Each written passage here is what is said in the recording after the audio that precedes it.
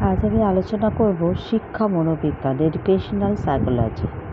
শিক্ষা মনোবিজ্ঞান ফলিত মনোবিজ্ঞানের একটি শাখা। শিক্ষাবিদ ও মনোবিদগণ শিক্ষা মনোবিজ্ঞানের বিভিন্ন সংজ্ঞা দিয়েছেন।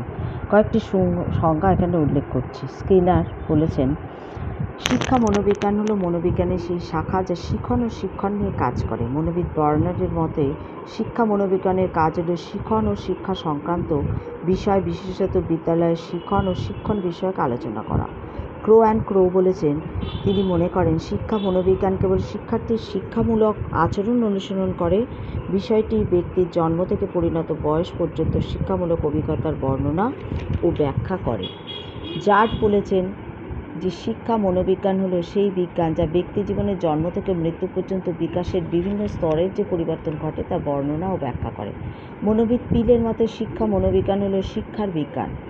মনোবিদ কোলেনসিক মনে করেন যে শিক্ষা প্রক্রিয়াকে ব্যাখ্যা উন্নত করতে মনোবিজ্ঞানের যেসব তথ্য ও নীতি সহায়ক সেগুলির অনুশীলনই হলো শিক্ষা মনোবিজ্ঞান। এরপরে আসছে শিক্ষা ও মনোবিজ্ঞানের সম্পর্ক।